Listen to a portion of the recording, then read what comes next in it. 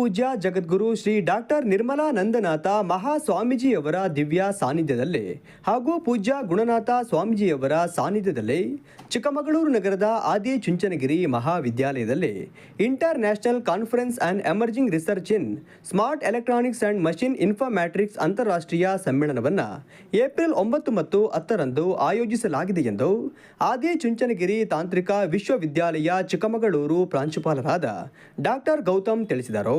April 9ನೇ ತಾರೀಕು ಬರುವ April 9ನೇ ತಾರೀಕು ಗುರುವಾರ ನಮ್ಮ ಕಾಲೇಜಿನಲ್ಲಿ ಇಂಟರ್ನ್ಯಾಷನಲ್ IEEE ಕಾನ್ಫರೆನ್ಸ್ನ ಆಯೋಜನೆ ಮಾಡಿದ್ದೀವಿ.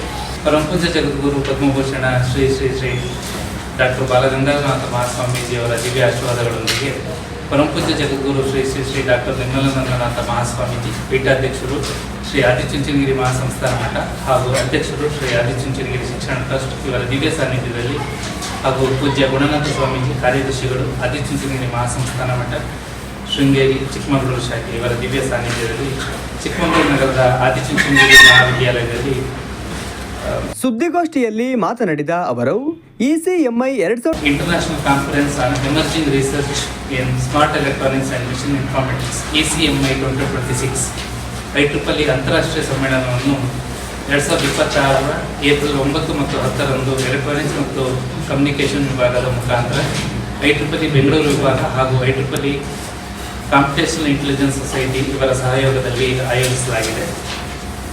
ECMI 2026 ಸಮ್ಮೇಳನವು ಸಂಶೋಧಕರು, ಶಿಕ್ಷಕರು, ಉದ್ಯಮಿಗಳು ಹಾಗೂ ವಿದ್ಯಾರ್ಥಿಗಳನ್ನು ಒಂದೇ ವೇದಿಕೆಯಲ್ಲಿ ಒಟ್ಟುಗೂಡಿಸಿ ಸ್ಮಾರ್ಟ್ ಎಲೆಕ್ಟ್ರಾನಿಕ್ಸ್, ಇನ್ಫಾರ್ಮೆಟಿಕ್ಸ್ ಮತ್ತು ಮಿಷನ್ ಇಂಟೆಲಿಜೆನ್ಸ್ ಈ 3 ಉದ್ಯೋನ್ಮುಖ ಕ್ಷೇತ್ರಗಳಲ್ಲಿ ನವೀನ ವಿಚಾರಗಳು ಹಾಗೂ ಸಂಶೋಧನಾ ಫಲಿತಾಂಶಗಳನ್ನು ಹಂಚಿಕೊಳ್ಳಲು ಈ ವೇದಿಕೆ ಅವಕಾಶವನ್ನು ನೀಡುತ್ತದೆ.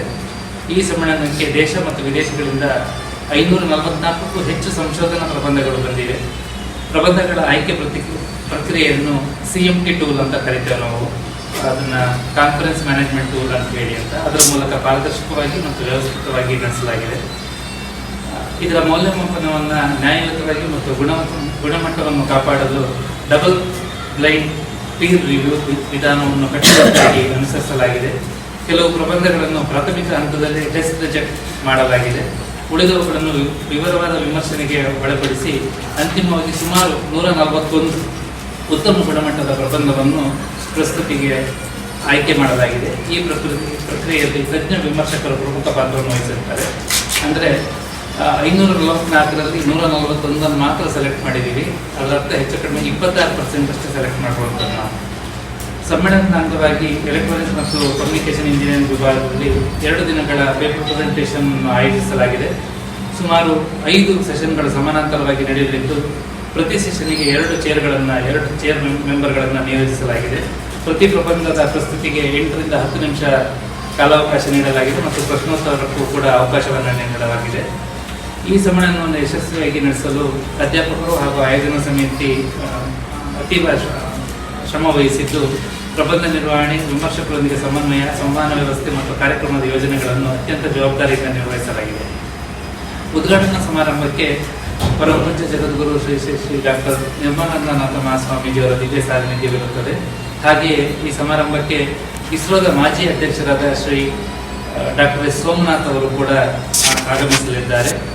ಇವರೊಂದಿಗೆ ಅನೇಕ IEEEಯ ಗಣ್ಯರು. ಸುದ್ದಿಗೋಷ್ಠಿಯಲ್ಲಿ ಸಮ್ಮೇಳನ ಸಂಘಟನಾ ಅಧ್ಯಕ್ಷರಾದ ಡಾಕ್ಟರ್ ಸುಮಾ, ಪ್ರಕಾಶನ ಅಧ್ಯಕ್ಷರಾದ ಡಾಕ್ಟರ್ ಅನಿಲ್ ಕುಮಾರ್, ತಾಂತ್ರಿಕ ಕಾರ್ಯಕ್ರಮದ ಅಧ್ಯಕ್ಷರಾದ ಜಗದೀಶ್ ಚಂದ್ರ ಮುಂತಾದವರು ಉಪಸ್ಥಿತರಿದ್ದರು.